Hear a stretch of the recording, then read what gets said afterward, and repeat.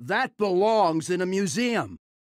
That kind of puts you in a disadvantage. Yeah, and that's part of the reason that being professional requires a lot of hours and a lot of practice. You just simply have to be on top of everything that can happen in a game. You know, the 100-to-1 chances, they come up sometimes. And when they come up, you need to know what to do. That's right. I mean, and that kind of puts up the question, and how would you prepare for something like Trinity Series as a 9-deck format? Oh my gosh, I don't even know where to get started on this. I mean, with 9 decks, let's say there's 2 archetypes per class that you want to learn. That's 18 decks right off the bat. We know that Mage has 3. We know that Shaman potentially has 3. We know that Warrior potentially has 3. So already you're looking at 18, 19, 20, 21, 22, 23 different decks that you have to learn. So you have to assume that you have to know 23 matchups there and then 23 against your opponent as well. You multiply that against each other, you're looking at like 460 or 490 combinations or something ridiculous like that that you have to learn. Now, let's just say that you have to learn 10 games you have to learn the matchup in.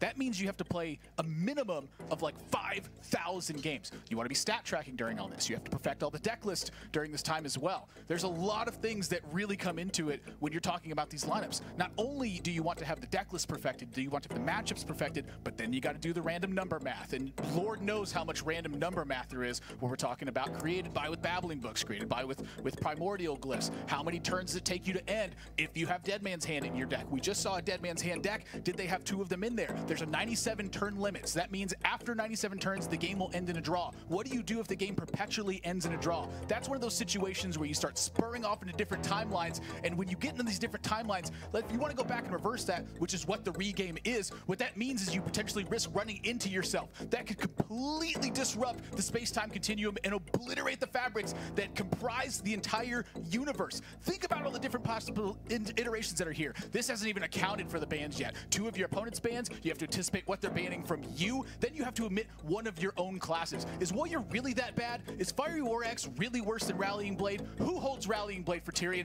That doesn't even make any sense. Spreading Plague just went to 6 mana. We're not even playing Innervate anymore. Coin got a buff. Coin is Innervate right now. We saw it last week. Pilot and Shredder dropped a Cut Purse. Cut Purse attacks, it now draws Innervates. That's a huge buff to what's going on in that situation. There are so many different things to account for that preparing for Trinity Series, it has to be a team format. You need 3 players that are able to compete and able to pull all this information together. If those players can't pull all that information together, that's where you end up in losing scenarios. Who wants to start 0-6 in Trinity Series? I don't know anybody who does. I don't want to get swept by Murloc Paladin. Should we run Murlocs in our own deck to counter anything can happen? That's not even in the metagame anymore. You take a look at Standard, so much has changed. Ungoros are here, there's dinosaurs, there's Lich Kings. This is supposed to be a whimsical world. We got Whispers of the Old Gods. We have the Lich King coming in here. Lich King isn't even in their deck. You saw it was created by Stonehill Defender. You've got to do something about it.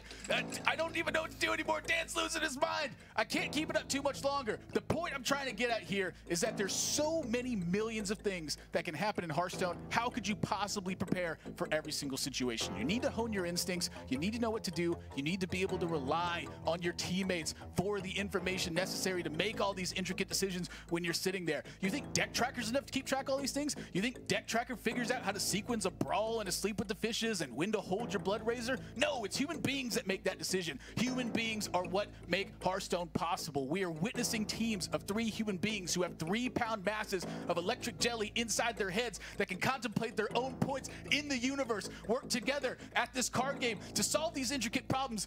For some reason are competing in a $150,000 prize pool, which we get to watch for our own personal reasons. It's our own delight. They are gladiators inside of our arena. Thanks, that's Admirable. Let's go to game number 3 between